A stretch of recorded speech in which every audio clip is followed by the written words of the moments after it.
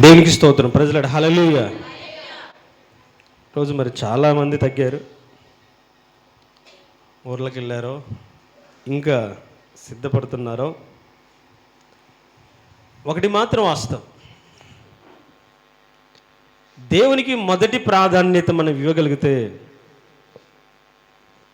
దేవుడు కూడా మనకు మొదటి ప్రాధాన్యతనిస్తాడు. దేవునికి స్తోత్రం. హల్లెలూయా చెప్దాం. హల్లెలూయా. నీకు ఎన్ని పనులను ఉండని, వాటన్నిటికంటే నీ దేవుడు నీకు ముఖ్యమై ఉండాలి. అవసరం వేరు, ముఖ్యం వేరు. చాలామంది అవసరం దగ్గర ఉండిపోతున్నారు, అన్నిటికంటే ముఖ్యమైన దాని విషయంలో వెనకంజ వేస్తున్నారు. అందుకే కాస్త నిర్లక్ష్యం, అందుకే కాస్త మన భాషలు చెప్పుకునే సాకులు. మీకేం తెలుసయ్యా అంటారేమో, మరి నా గురించి మీకేం తెలుసు? దేవునికి స్తోత్రం. ప్రైజ్లాడు హల్లెలూయా చెప్దాం. రెండు చేతులు చెప్దాం. ప్రైజ్లాడు హల్లెలూయా. ఆయన సన్నిధిలోకి వచ్చిన తర్వాత అన్నీ మర్చిపోవాలి. నాకు తెలిసిన సత్యం ఒకటే, ఆయన ఎరిగిన తర్వాత ఇంక అన్నీ కూడా సెకండరీ, అంతే. ఇంక అది ఏదైనా సరే ఆయన తర్వాత అనుకున్నప్పుడే మందిరంలోకి వస్తే ఒకలాంటి సంతోషం ఉంటుంది. చాలామంది అటు ఇటు చూస్తుంటారు, వాళ్ళు రాలేదు, వీళ్ళు రాలేదు. వాళ్ళ గురించి మనకెందుకు? నువ్వు వచ్చావా, నువ్వు ఆనందించావా, నువ్వు బలపరచబడ్డావా, నువ్వు శక్తిని పొందుకున్నావా, అలా శక్తిని పొందుకునే విధంగా నువ్వు ఉన్నావా, అది కావాలి మందిరానికి వస్తే. నెగిటివ్ థింకింగ్ అనేది ఉంటే అది వర్క్ చేస్తూ ఉంటుంది. మన ఆలోచనలు దాని ద్వారా ఎదుటి వారికి కూడా ప్రాకి ప్రతి ఒక్కరిలో ఒక నిర్లక్ష్యం, ఒకలాంటి నిరాశ వస్తుంది. వచ్చిన ఒక్కరైనా ఇద్దరైనా ధైర్యంగా చేద్దాం అనేది ఉంటే వచ్చిన వారికి కూడా ఆశ ఉంటుంది. దేవునికి స్తోత్రం. హల్లెలూయా చెప్దాం. ప్రైజ్లాడు హల్లెలూయా. అపోస్తలుడు పౌలు హెబ్రీయులకు రాసిన పత్రిక 11వ అధ్యాయం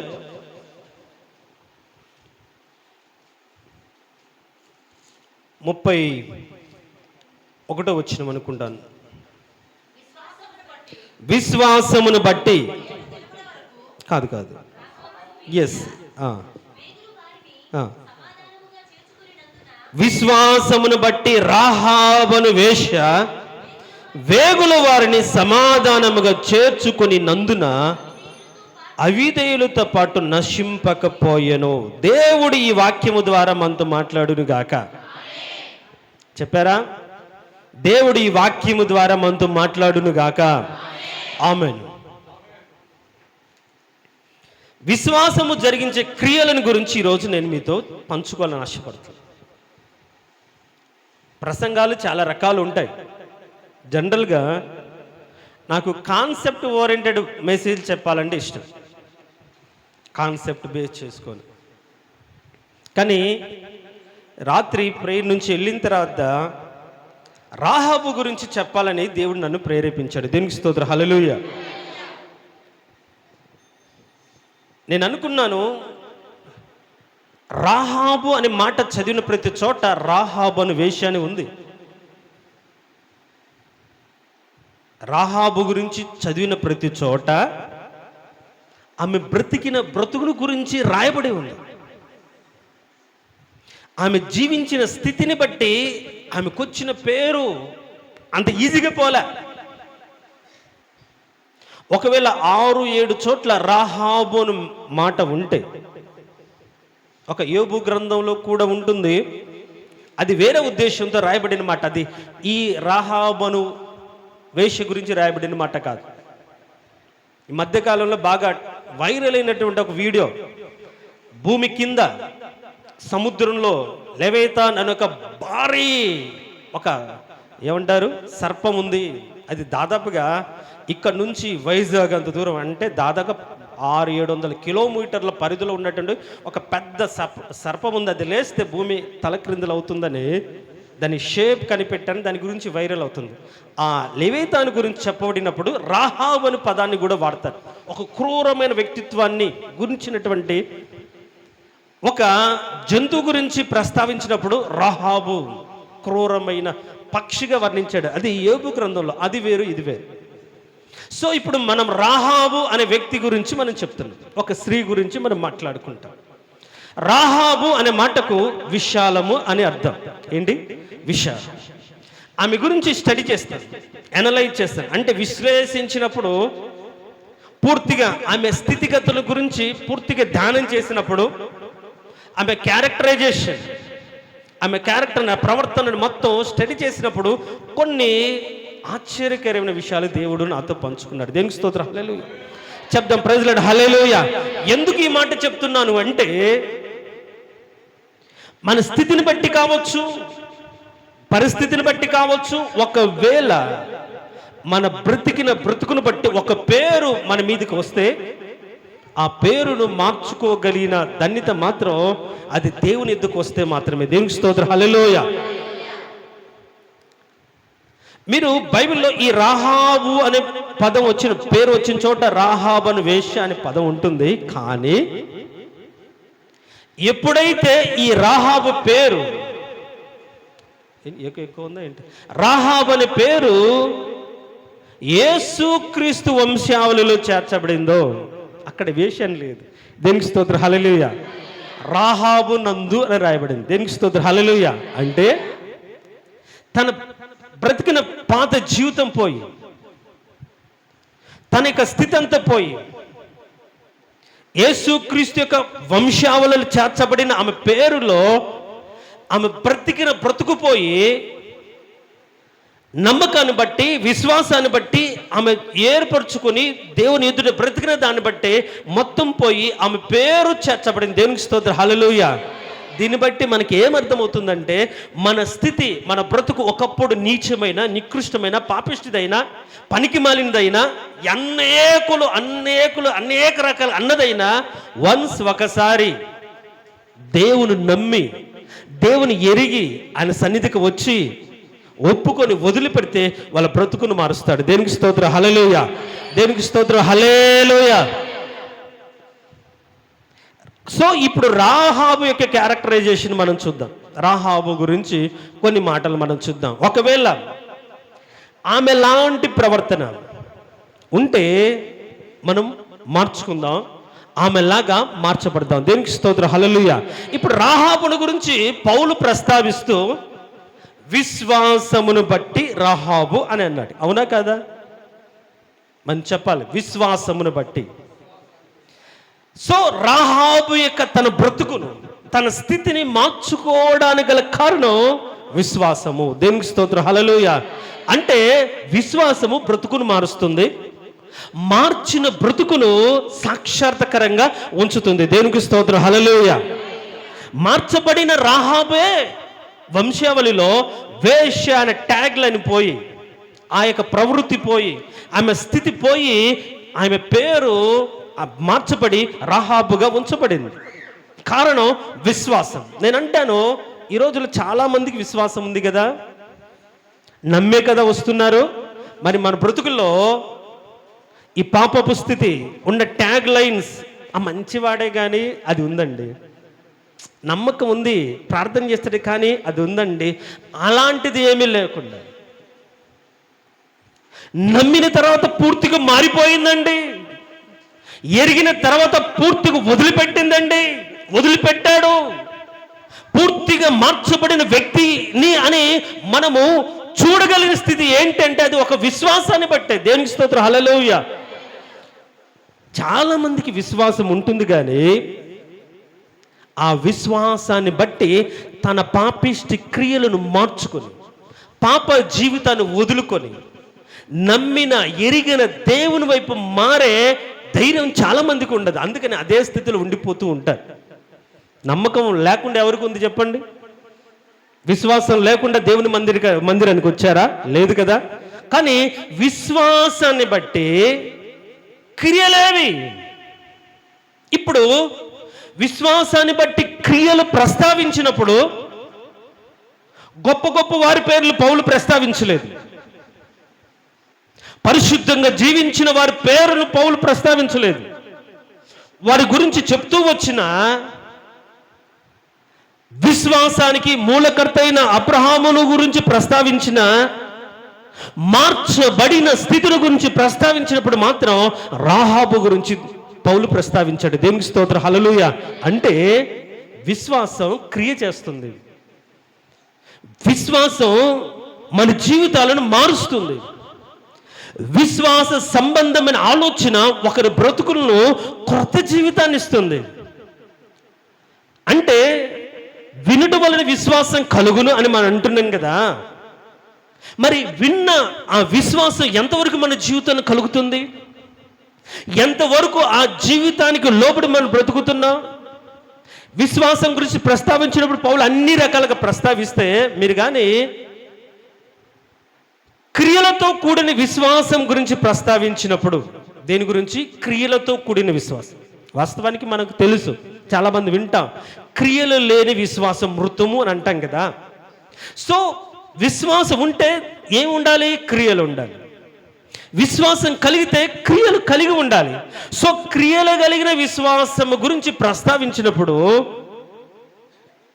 యాకోబు గొప్ప గొప్ప కార్యాలు, ఘనకార్యాలు జరిగించిన క్రియలు గల విశ్వాసాన్ని ప్రస్తావించలేదు. యాకోబు క్రియలు కలిగిన విశ్వాసాన్ని ప్రస్తావించినప్పుడు మోషే గురించి అద్భుత కార్యాలు జరిగించాడు, ఆయన విశ్వాసం అంత గొప్పదని చెప్పలేదు. దావీదు అంత గొప్ప విశ్వాసం గల వాడిగా చెప్పలేదు. అబ్రహాము గురించి చెప్పాడు. తర్వాత నెక్స్ట్ ఎవరి గురించి చెప్పాడంటే రాహాబు గురించి చెప్పాడు. దేవునికి స్తోత్రం, హల్లెలూయా. మీకు నమ్మబుద్ధి కావట్లేదు, ఒకసారి యాకోబు పత్రిక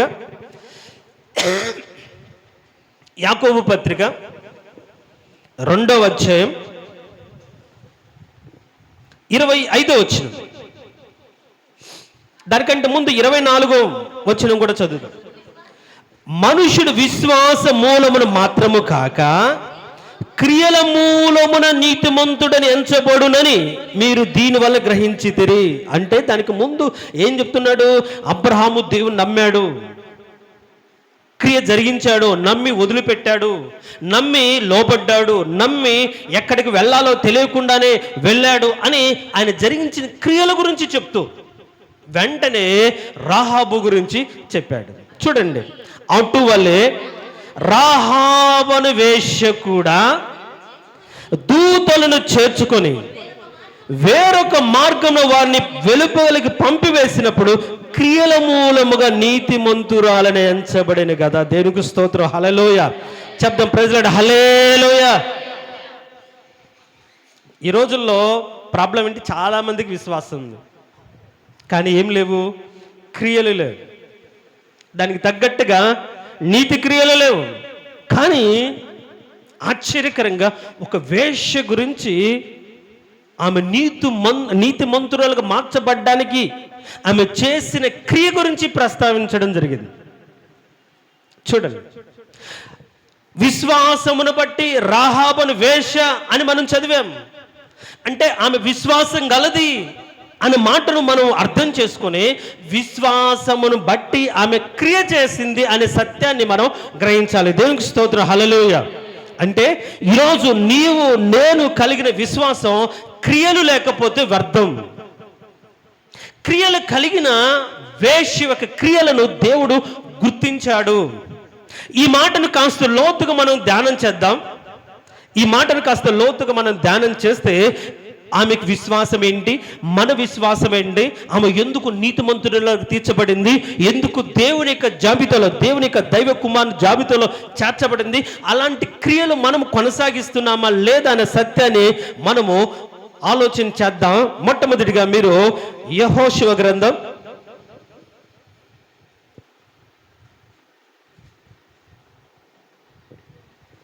'ఆమె క్రియలేంటి అనే మాటను మనం చూద్దాం. 2వ అధ్యాయం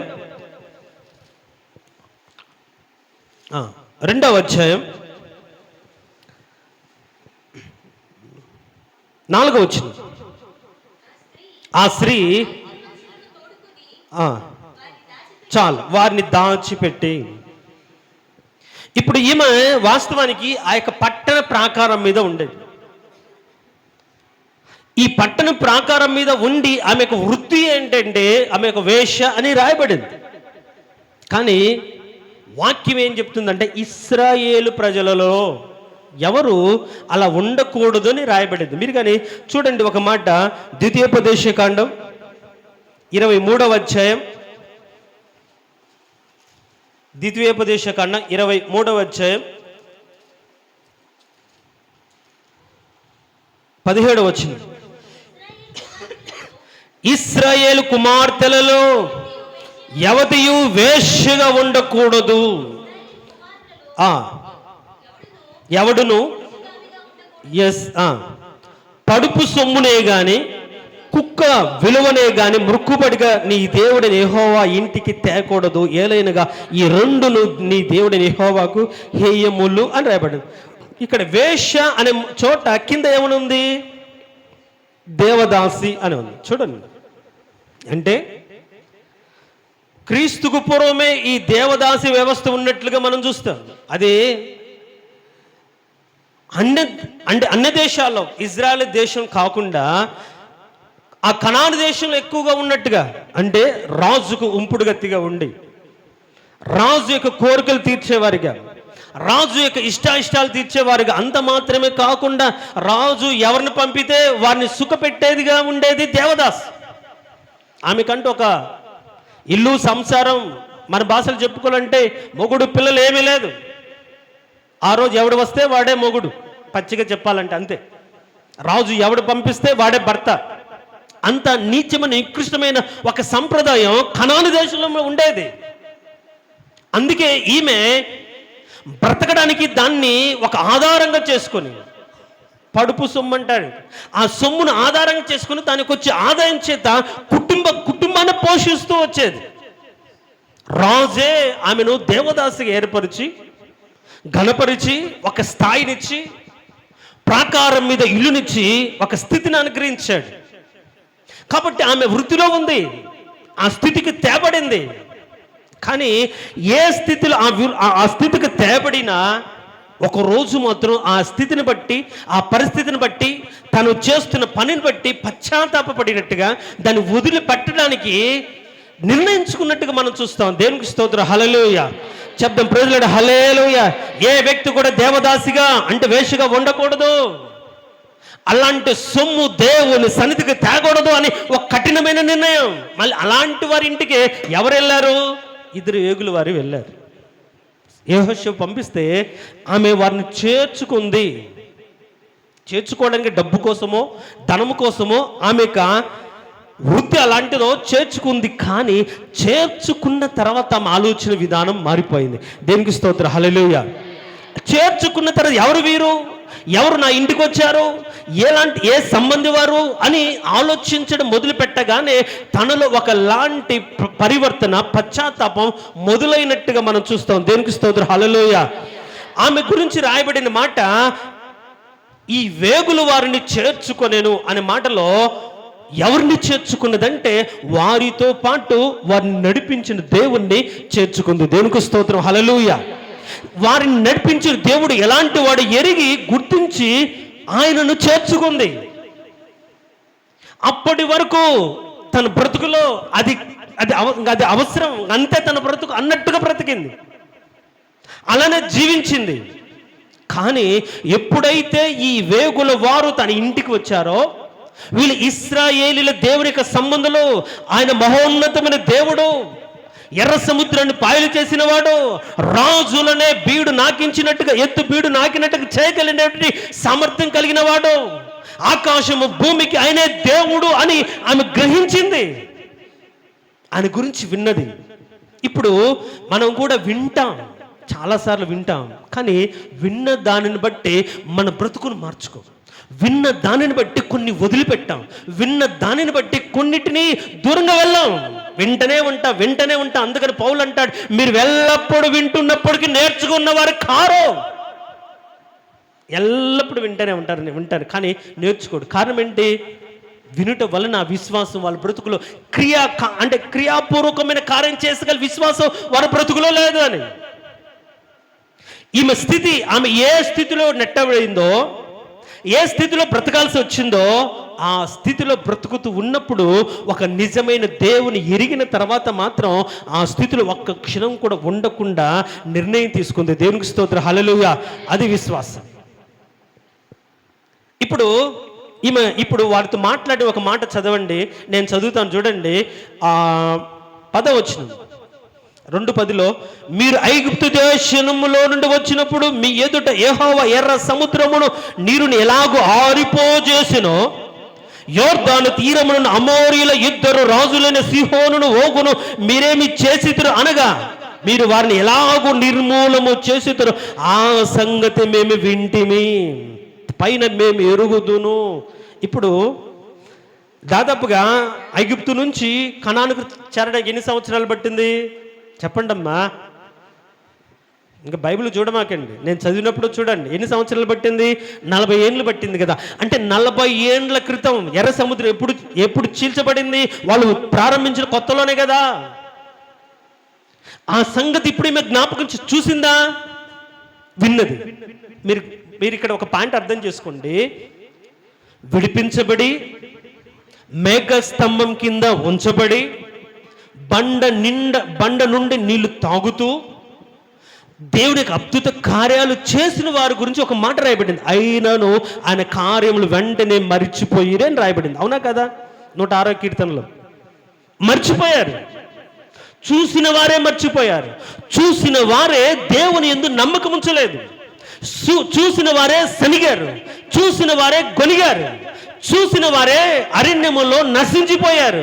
చూడకపోయినా విన్న దాన్ని బట్టి దేవుని నమ్మింది. దేవునికి స్తోత్రం, హల్లెలూయా. శబ్దం హల్లెలూయా. అందుకనే చూసి నమ్మిన వారి కంటే చూడక నమ్మిన వారు ధన్యులు అన్నారు. దేవునికి స్తోత్రం, హల్లెలూయా. అంటే ఈమె విన్న దానిని బట్టి నమ్మింది. చూసిన వాళ్ళే మధ్యలో నశించిపోయారు, దిగజారిపోయారు, రాలిపోయారు, దేవుని దూషించారు, సనిగారు, శోధించారు. ఎప్పుడో జరిగిన కార్యాలను ఆమె విన్నది, ఈమె చూడలేదు. విన్న వెంటనే విశ్వసించింది. విశ్వసించి లోబడింది, ఒప్పుకుంది. ఆయన భూమి మీదను ఆకాశం మీద దేవుడే. ఈ రోజుల్లో ఎన్నో అద్భుత కార్యాలు దేవుడు జరిగిస్తున్నా మర్చిపోయే జనాల మధ్య మనం బ్రతుకుతున్నాం. ఆశ్చర్యకరంగా విడిపించబడి ఉంటారు, ఆశ్చర్యకరంగా తప్పించబడి ఉంటారు, కానీ అక్కడ వెంటనే మర్చిపోయిరన్నట్టుగా అనేకుల జీవితాలు మర్చిపోతున్నారు. కానీ అంటే చూడకపోయినా దేవుడు జరిగించాడు విని నమ్మకం ఉంచిన వాళ్ళు ఎంతమంది? అదే కదా విశ్వాసం. వినుట వలన విశ్వాసం కలుగును అనే మాట మనం విన్నారు కదా. విశ్వాసం కలిగితే అది క్రియాపూర్వకంగా రూపుదిద్దుకోవాలి. ఇప్పుడు ఈమె రాహాబు అని వేషే, తన బ్రతుకు నీచమే, కానీ దేవుని గురించి విన్న తర్వాత ఆ దేవుని నమ్మింది. దేవునికి స్తోత్రం, హల్లెలూయా. సో అంటే నడిచిన వారు నమ్మలేకపోయారు, అండ్ వెంబడించిన వారు నమ్మలేకపోయారు, మేఘ స్తంభంలో ఉన్నవారు నమ్మలేకపోయారు, కానీ అవేమీ చూడకపోయినా విని నమ్మింది. దేవునికి స్తోత్రం, హల్లెలూయా. అందుకనే ఆమె విశ్వాసురాలు. దేవునికి స్తోత్రం, హల్లెలూయా. ఏంటంటే విన్న దాన్ని బట్టి నమ్మకాన్ని పెంచుకుంది. మీరు ఎన్నోసార్లు దేవుని గురించి విన్నారుగా, వింటనే వస్తున్నారుగా. ఎంత ఉంది నమ్మకం? ఏ రేంజ్లో ఉంది నీ నమ్మకం? ఏ స్థాయిలో ఉంది నీ నమ్మకం? నువ్వు విన్న దాన్ని బట్టి నీ క్రియలు మార్చుకోగలిగిన విశ్వాసం ఉందా? నువ్వు విన్న దాన్ని బట్టి జరుగుతున్న పాపిష్టి నీచ నికృష్టమైన స్థితిలో వదులుకోగలిగిన ధైర్యం, తెగింపు నీ విశ్వాసం నీ కలగజేసిందా? దాన్ని విశ్వాసం అంటారు. వెంటనే ఉంటారని లోబడరు, వెంటనే ఉంటారు కానీ అనుసరించరు, వెంటనే ఉంటారని అర్థం చేసుకు ఇది విశ్వాసం కాదు. కృప కింద బ్రతుకుతున్నారు అంతే. ఏంటి కృప కింద పోనీలే తెలుసుకుంటారులని అట్లా వదిలేస్తే బ్రతుకు జీవుడు అనుకుంటూ బతుకుతున్నాం, అంతేగాని విశ్వాసంతో ఎవరు బ్రతకట్లేదు. కానీ ఈమె వేశ్య అయినప్పటికీ తన బ్రతుకులో ఒక రోజు యేసు క్రీస్తు గురించి విన్నప్పుడు, నిజమైన దేవుడి గురించి విన్నప్పుడు, ఆయనే భూమికి ఆకాశానికి నిజమైన దేవుడు అని తెలుసుకున్నప్పుడు తను ఏ స్థితిలో ఉన్న ఆ స్థితి నుంచి వదిలిపెట్టేసింది. అది నమ్మకం, అది విశ్వాసం. అది క్రియ కలిగిన విశ్వాసం. ఎన్ని సంవత్సరాలుగా నువ్వు నమ్ముకొని ఒక క్రియ లేకపోతే అది ఎట్లా విశ్వాసం అయిపోతుంది? కరెక్ట్ కానే కాదు, అది విశ్వాసం కానే కాదు. అందుకనే ఎబ్రీయులకు రాసిన పత్రికలు ఏమని చదువుతాం? కాదు, రాహాబు గురించి చదివిన దాన్ని బట్టి, విశ్వాసమును బట్టి రాహాబు అను వేశ్య వేగుల వారిని సమాధానముగా చేర్చుకొని. చాలు చాలు, విశ్వాసమును బట్టి, విశ్వాసమును బట్టి చేర్చుకుంది, విశ్వాసమును బట్టి నమ్మింది. చూడక నమ్మువారు ధన్యులు అని విశ్వాసం బట్టి చూడకుండానే నమ్మింది, నమ్మి ఒప్పుకుంది. అందుకని బైబిల్లో ఒక మాట ఉంటుంది, ఎన్నోసార్లు చెప్తాను. యేసు ప్రభుని నీ నోటితో ఒప్పుకుంటే రక్షణ కలిగింది కదా, కానీ ఒప్పుకొని ప్రతివాడు, యేసు ప్రభుని మన నోటితో ఒప్పుకొని ప్రతివాడు దుర్నీతి నుంచి తొలగిపోవాలనే సత్యాన్ని ఎరిగి బ్రతకట్లేదు. ఒప్పుకుంటే వదిలిపెట్టాలండి, ఒప్పుకుంటే దాన్ని తీసివేసుకోవాలి. ఒప్పుకుంటే నువ్వు ఎవరిని ఒప్పుకున్నావో ఆ దేవునికి అనుగుణంగా ఆ దేవుని సత్యాన్ని అనుసరించి బ్రతకాలి, అంతే. దుర్నీతి నుంచి తొలగిపోవాలి. ఇప్పుడు ఈమె ఒప్పుకుంది, మీ దేవుడే నిజమైన దేవుడు అని ఒప్పుకుంది. ఒప్పుకున్న తర్వాత ఏం కావాలి? నెక్స్ట్ దుర్నీతి నుంచి తొలగిపోవాలి. అంటే అప్పటి వరకు తను బ్రతికిన బ్రతుకు, తను కలిగిన స్థితిని, ఆ స్థితి ఇది కరెక్ట్ కాదు అని వదిలిపెట్టేసింది. విశ్వాసమును బట్టి నువ్వేం వదిలిపెట్టావు? నీ పాపరోత జీవితాన్ని వదిలిపెట్టుకున్నావా? నీ మాట తీరును మార్చుకున్నావా? నీ హృదయపు తలంపులలో ఉన్నటువంటి చెడ్డ క్రియలను తొలగించుకున్నావా? ఏం మార్పు ఉంది? ఏది విశ్వాసం? క్రియలు లేని విశ్వాసం మృతము అని చెప్తూ ఒక వేశ్య గురించి ప్రస్తావించాడండి బైబిల్లో. ఆమె వేశ్య అయినప్పటికీ క్రియల ద్వారా విశ్వాసం గలదానిగా ప్రస్తావించబడింది. అప్పటి వరకు ఆమె వేశ్యే, బ్రతుకు నీచమే. ఒకసారి దేవుని నమ్మిన తర్వాత తన బ్రతుకును పూర్తిగా మార్చుకుంది. అది విశ్వాస సంబంధమైన క్రియ. నమ్ముతాం, మార్చుకో, నమ్ముతాం, వదిలిపెట్టాం, నమ్ముతాం, ఏది కూడా తగ్గించుకో, నమ్ముతాం, దేన్ని కూడా కాదనం, అన్నీ కావాలి. అది నమ్మకమే కాదు, విశ్వాసమే కాదు. విశ్వాసమును బట్టి రాహాబను వేశ్య చూడండి, చూడకుండానే నమ్మింది, నమ్మి వదిలిపెట్టింది. తన యొక్క నికృష్టమైన స్థితిని వదిలిపెట్టింది. ఇప్పుడు ఆమె ముందు ఒక సంకటమైన స్థితి ఉంది. ఏంటి అంటే, ఎప్పుడైతే వేగుల వారు వచ్చారని చెప్పగానే రాజు వెంటనే ఇంక ఎవరు వచ్చినా ఆమె ఇంటికి కదా వెళ్ళలేదని డైరెక్ట్గా వర్తమానం పంపారు. ఇద్దరు వచ్చారు నీ ఇంటికి, వాళ్ళు వేగు చూడడానికి వచ్చారు, వాళ్ళు వెలుపలకు తీసుకురా అని చెప్పారు. ఇప్పుడు చెప్పండి, రాజుకు ఫేవర్గా ఉంటే, రాజు కార్యం జరిగిస్తే ఇంకా ఆమె స్థాయి హెచ్చించబడుతుంది. రాజుకు మనము సహాయం చేస్తే ఆయన ఇంకా ఆమె అంటే ఆ రాజు వారిని గణపరుస్తాడు, అంతే కదా. ఇప్పుడు ఎక్కడ మొర్దెకై గురించి మనం చూస్తే, మొర్దెకై రాజును మరణ విషయం తప్పించిన తర్వాత ఒకరోజు తెలిస్తే ఊరుకున్నాడా? తర్వాత హెచ్చించాడు కదా, గుర్రం మీద ఎక్కించి రాజు గణపరచును అపేక్షించబడి ఈ విధంగా స్థితిగతులు కలుగుతాయని గణపరచబడ్డాడు కదా. ఆ విధంగానే మనం రాజుకు, ఒక ఉద్యోగికి, ఒక అధికారికి మనం ఫేవర్ చేసిన దాన్ని బట్టి మన జీవితంలో కాస్త ఫేవర్, కాస్త అనుకూలం, మనం అవసరం తీర్చుకోవచ్చు. ఈమె కూడా ఒకవేళ తన ఇంటి అవసరాలు తీర్చుకోవడానికి, అది నిజంగా అదేంటి అంటే రాయబారులను పట్టుకుంటే అదేంటి దేశానికి ఒక మేలు చేసిన స్థితి, దేశాన్ని నశింప చేయడానికి వచ్చినటువంటి వేగుల వారిని పట్టించిందని ఒక ఘనత, తన వృత్తిని బట్టి వారిని చేసి పంపించిందని కాకుండా రాజుకు లోబడి రాజ్యక్షేమం కోసం ప్రయాసపడిందని ఘనత ఆమెకు వచ్చేది, డబ్బు కీర్తి కలిగేది. నిజంగా మన దేశం మీదకి వచ్చిన వారు రాయబారును పట్టుకున్నామనే ఒక గొప్ప ఘనత ఆమెకు కలిగి ఉండేది. కానీ వచ్చిన వారు దేవుని నమ్మిన బిడ్డలు దేవుని పని మీద వచ్చారని గ్రహించింది. దేవునికి స్తోత్రం, హల్లెలూయా. అంటే ఇప్పుడు ఆమెకు డబ్బు, ఘనత, లేకుంటే ఒక అధికారం, వీటికి లేకుంటే జరగబోయే ఒక కార్యానికి మధ్యలో తపన పడింది. లేకుంటే ఆమె ఏంటి, ఒక అలాంటి సంకటమైన పరిస్థితులు ఇరుక్కుపోయింది. రాజుకు చెప్తే డబ్బులు వస్తాయి, ఎందుకు దాచిపెట్టింది కదా. పైన దాచిపెట్టింది. ఒకవేళ వచ్చిన వారికి ఉన్నారని చెప్తే డబ్బు వస్తుంది, ఘనత వస్తుంది, అన్నీ వస్తుంది. కానీ ఒకరోజు ఈ స్థితి ఉండదు, కోల్పోతాం. వాళ్ళు వచ్చి ఏ ఏ ఏ రకంగా వాళ్ళు వచ్చి నాశనం చేస్తారు. వాళ్ళ ముందు ఏ ప్రాకారం నిలవో ఖచ్చితంగా కూల్చేస్తారు. ఆ రోజు నా స్థితి ఏంటి? ఈరోజు నేను డబ్బును చూసుకుంటే, ఈరోజు నా ఘనతను చూసుకుంటే, ఆ రోజు నేను నా కుటుంబం ఎలా ఉండాలనే ఆలోచన తన ప్రతులు కలిగి లోక సంబంధమైన డబ్బు గురించి, లోక సంబంధమైన ఆధిక్యతల గురించి ఆలోచించకుండా దైవ సంబంధమైన కార్యం జరగబోతుందని విని దానికి లోపడింది. దేవునికి స్తోత్రం, హల్లెలూయా. ఈ రోజుల్లో చులకనైన ఆనందం కోసం, క్షణమాత్ర సుఖం కోసం జీవితాలను నాశనం చేసుకుంటారు. గేహాజీ తెలియదులే మా సేవకుడికి అనుకొని ఏం చేశాడు? పరిగెత్తుకుంటూ వెళ్ళి తెచ్చుకుని నశించాడు.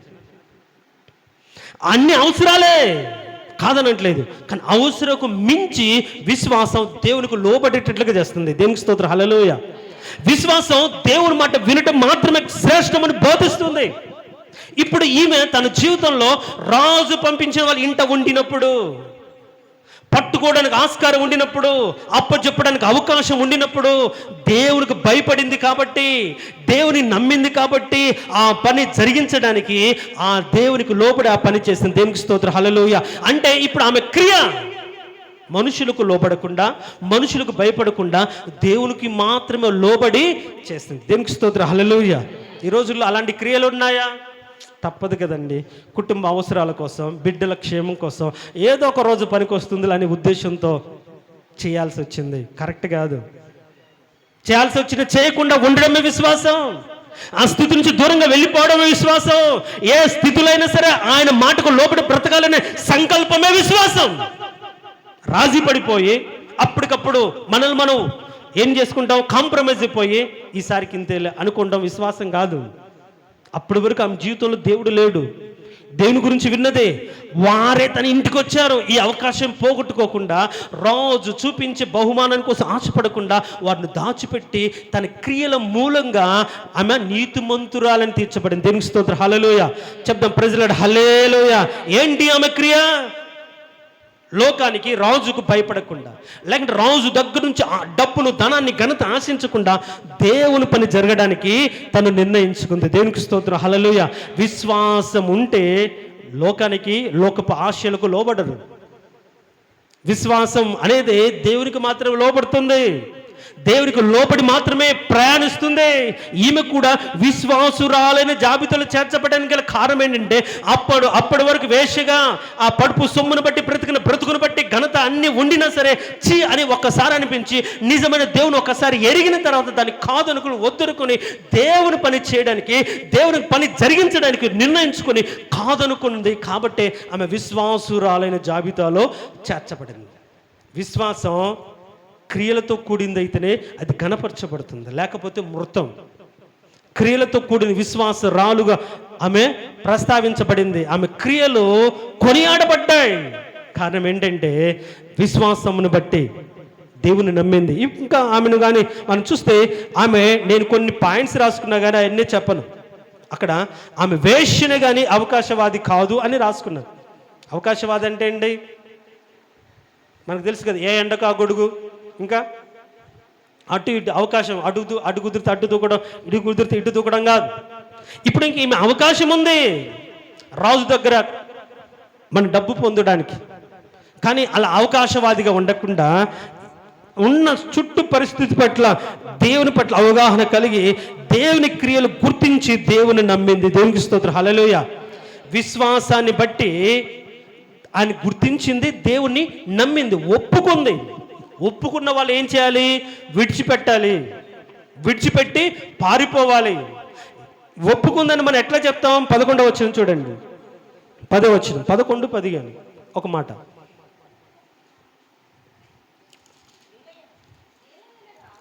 యెహోషువ గ్రంథం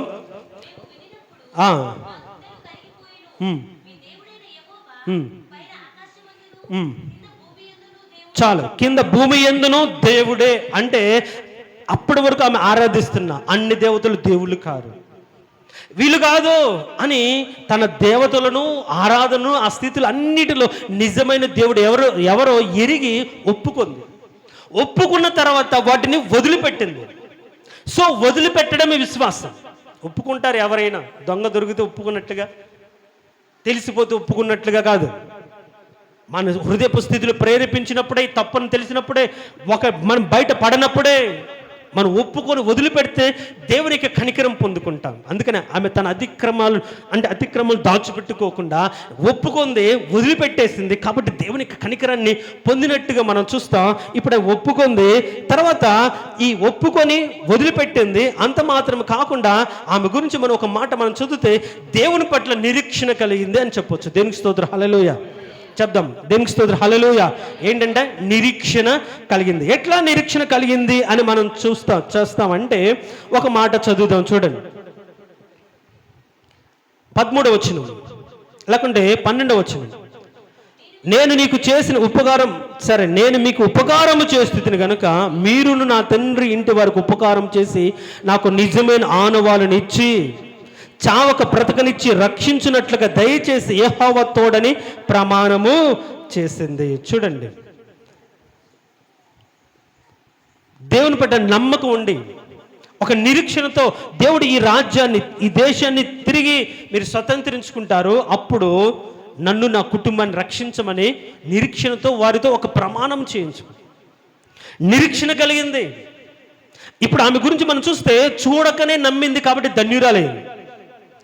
తనతో ఒప్పుకొని తన యొక్క పడుపు వృత్తిని వదిలిపెట్టి దేవుని ప్రజలతో ఉండాలని కోరికతో, నిరీక్షణతో ప్రమాణం చేయించింది. తర్వాత అన్నిటికంటే శ్రేష్టమైన ఒక సత్యం ఏమిటి అంటే మన బ్రతుకు, మన స్థితి, మనం బ్రతికినప్పుడు కాదు, మన తదనంతరం ఉన్న దానిని బట్టి మన బ్రతుకు కీర్తించబడుతుంది. ఇప్పుడు రాహాబు వేశ్యగా బ్రతికింది, కానీ ఆమె తదనంతరం బ్రతుకు కానీ మనం గమనిస్తే ఎలా ఉంది? మీరు కానీ ఒక మాట సామెతల గ్రంథం ఒక మాట చదవండి, 20వ అధ్యాయం 7వ వచనం. యథార్థవంతుల నీతిమంతుల పిల్లలు వాని తదనంతరము వర్ధిల్లుదురు. చాలు. ఇప్పుడు చూడండి, రాహాబు యొక్క సంతానం, ఆమె వేశ్య, దేవుని నమ్మింది, ఒప్పుకుంది, వదిలిపెట్టింది. ఇజ్రాయెల్ ప్రజలతో ఒక పాలెంలో ఊరి చివరిలో గుడారం ఏర్పరచుకుంది. కొంతకాలం వారితో కలిసిపోయింది. ఇప్పుడు ఆమె సంతానం హెచ్చించబడింది. ఇప్పుడు ఈ ఇశ్రాయేలులో సల్మా అనే వ్యక్తిని ఆమె పెళ్ళాడింది. ఈ సల్మా యందు బోయజును కన్నది. అంటే ఇప్పుడు మన తర్వాత మన పిల్లలు అభివృద్ధి పొందిన దాన్ని బట్టి మన స్థితి గణపరచబడుతుంది. బైబిల్ చెప్తుంది, నీతిమంతుల పిల్లలు వారి తదనంతరం వర్ధిల్లుతారు. అంటే ఈమె ఏమైంది? నీతిమంతురాలే, ఒకప్పుడు పాపిష్టి బ్రతికే. కానీ ఎప్పుడైతే క్రీస్తుని ఎరిగిందో, క్రీస్తుని నమ్మిందో, వదిలిపెట్టిందో, ఈమె నీతిమంతురాలే తన బిడ్డలకు అభివృద్ధికి దోహదపడి. దేవుని స్తోత్రం, హల్లెలూయా. అందుకనే ఇంకొక మాట ఏమని ఉంటుందంటే, మత్తయి సువార్త 7వ అధ్యాయం, మత్తయి సువార్త 7వ అధ్యాయం 16వ వచనం. వారి ఫలముల వలన మీరు వారిని తెలుసుకొనవచ్చును.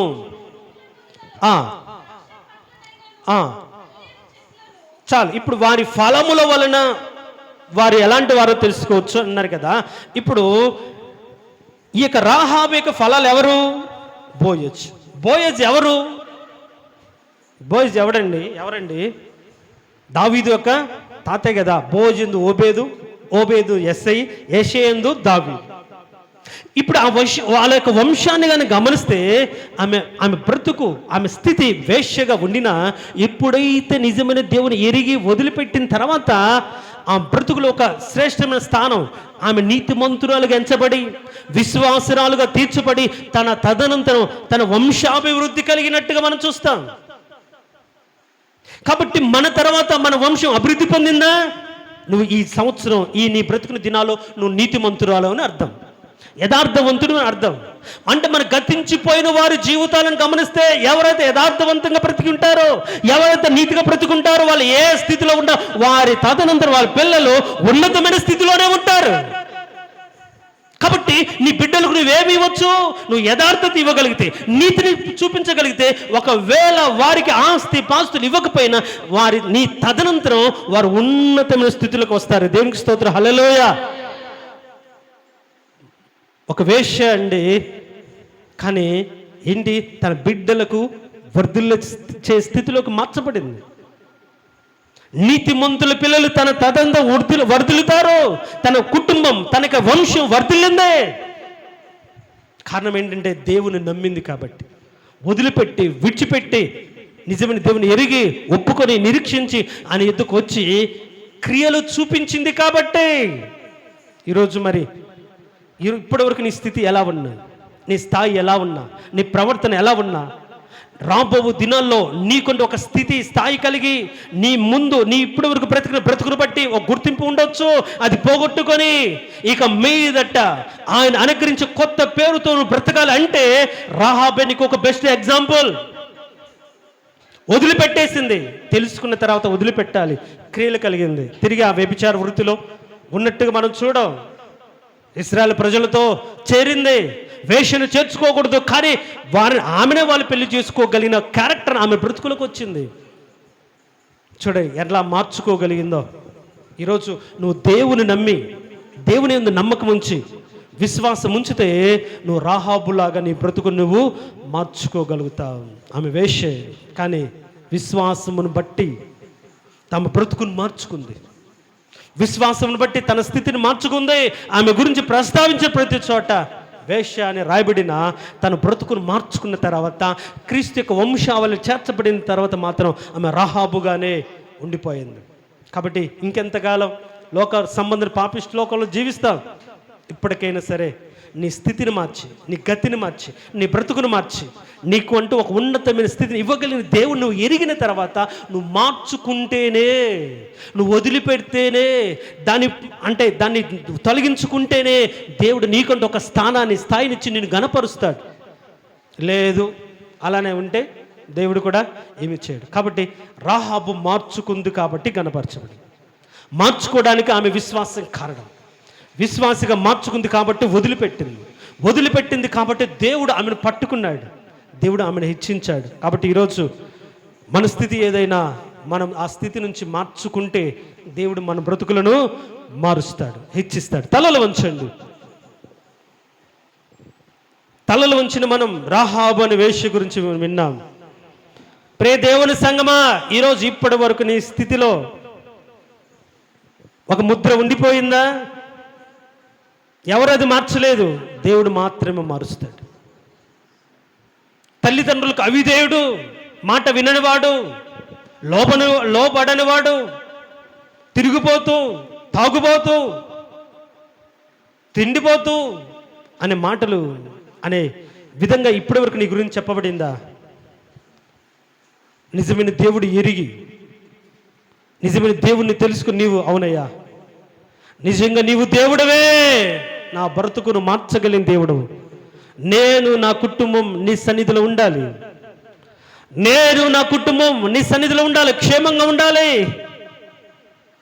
నా రక్షణకు నా విశ్వాసం కారణం మీరై ఉండాలి అని ఈరోజు నమ్మి విశ్వసించి రాహాబులాగా పాపిష్టి లోక సంబంధమైన అసహ్యమైన నీచమైన స్థితిని వదిలిపెట్టి, అయ్యా ఇక మీదట నీకు లోబడి నేను బ్రతుకుతాను, నిన్ను ఒప్పుకొని వదిలిపెడతాను, నేను నా కుటుంబం నీ సన్నిధిలో ఉండాలి ప్రభువా, ఒక రక్షణకరమైన ఆనవాలునే కనబరచు ప్రభువా అని రాహాబులాగా దేవుని సన్నిధిలో కనిపెట్టగలిగితే ఖచ్చితంగా ఆయన నీ స్థితిని మారుస్తాడు.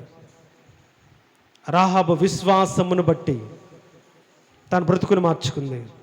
అలాంటి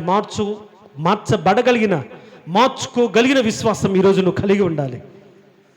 రాహాబు లాంటి విశ్వాసం, తన స్థితిని తన గతిని మార్చుకొని పరిశుద్ధులలో పేరు సంపాదించుకుని, క్రీస్తు వంశావళిలో పేరు సంపాదించుకుని శ్రేష్టమైన స్థితిని పొందుకుంది. ఇప్పటి వరకు నువ్వు బ్రతకడానికి కారణాలు ఎన్నై ఉండొచ్చు, ఇక మీదట నువ్వు బ్రతకడానికి కారణం క్రీస్తు అయి ఉండాలి, నీ విశ్వాసమై ఉండాలి. ఆ నమ్మకంతో ఒక మంచి నిర్ణయం ఈరోజు తీసుకో. రాహాబులాగా నిన్ను మార్చి విశ్వాసానికి తల్లిగా, విశ్వాసానికి తండ్రిగా, నీ కుటుంబాన్ని రక్షణ కారకుడిగా, ఆ రోజు తన ఇంటి వారిని రక్షించుకున్న రాహాబుగా నిన్ను దేవుడు దీవిస్తాడు, బలపరుస్తాడు. ప్రార్థన చేసుకుందాం. మహోన్నతుడా, సర్వాధికారి, జీవం కలిగిన దేవా, నీకు స్తోత్రం. విశ్వాసాన్ని బట్టి జీవితాలను మార్చి దేవుడు నాయన, మా నమ్మకాన్ని బట్టి మా బ్రతుకులను మార్చి దేవుడు అని మేము నమ్మాము. ఒకప్పుడు నీచమైన స్థితిలో పడుపు సొమ్ముతో బ్రతికినట్టు స్థితిని వదులుకొని, కాదనుకొని, రాజు అనుకరించి ఘనతను వద్దనుకొని నీ ప్రజలతో కూడా ఉండాలని ఆశతో ఆ స్థితిని, ఆ ఊరిని, ఆ రాజ్యాన్ని, ఆ దేశాన్ని, ఆ దేవుళ్ళను వదిలిపెట్టి నిన్ను నమ్మి ఒప్పుకొని ఆ స్థితిని వదిలిపెట్టి నమ్మకంగా బ్రతికిన దానిని బట్టి ఆమె జీవితంలో ఉన్న ఆ చెడ్డ పేరును పోగొట్టి ఒక ఉన్నతమైన స్థితిలో మీరు ఉంచారు. అవును ప్రభా, దీనికి కారణం మా విశ్వాసం. మేము నిన్ను వింటే లోబడతాం, వింటే మమ్మల్ని మేము అప్పచెప్పుకుంటాం. ఆ విశ్వాసం ఉంటే అప్పచెప్పుకొని బ్రతుకుతాం. ఈ క్యారెక్టర్స్ అన్నీ కూడా రాహాబులో మేము చూసాం. విన్నది చూడకపోయినా నమ్మింది, నమ్మిన దాన్ని బట్టి నడిచింది, నడిచి తన కుటుంబాన్ని కాపాడుకుంది. అలాంటి కాపాడుకునే విశాలమైన హృదయం కలిగినటువంటి వ్యక్తులుగా ప్రతి ఒక్కరిని మీరు మార్చండి. కుటుంబాన్ని కాపాడుకోగలిగిన వ్యక్తులుగా మీరు మార్చండి తండ్రి. అలాంటి వ్యక్తులుగా లేపండి. వదిలిపెట్టి నీకోసం నమ్మకంగా బ్రతకగలిగిన స్థితిని కలగచేయండి. ప్రతి ఒక్క బిడ్డని కృపలో జ్ఞాపకం చేసుకోండి. విశ్వాసం, క్రియలు కలిగిన విశ్వాసం, అయ్యా అది రాహాబు లాంటి విశ్వాసం మా జీవితాల్లో మీకు కలిగి ఉండి మా పాత స్థితిని పోగొట్టుకొని నూతనమైన స్థితిలో నీ ద్వారా హెచ్చించబడి, నీ ద్వారా ఘనపరచబడిన స్థితిలో మేము ఉండినట్లుగా ప్రతి ఒక్క బిడ్డను దీవించి బలపరచమని, అలా ఒప్పుకొని వదిలిపెట్టిన వారి జీవితాలను, వాళ్ళ మనసును స్థిరపరిచి ఇక మీదట ఆ పాపిష్టి ఆశలకు లోను కాకుండా వాళ్ళ తలంపులకు నీ సమాధానం కావిలి ఉంచి నీ సంఘముతో సహవాసంతో బ్రతుకుతూ ఒకరోజు మార్పు పొందిన వారిగా, మార్చుకున్న వారిగా, మారిన వారిగా, పరిశుద్ధులుగా పిలువబడుతూ ఒక ఉన్నతమైన స్థితిలోకి వచ్చినట్లుగా ప్రతి ఒక్కరిని సిద్ధపరచమని, బలపరచమని యేసయ్య అతి శ్రేష్టమైన దివ్యగణ నామమున అడిగి వేడుకుంటున్నాము తండ్రి. Amen, amen.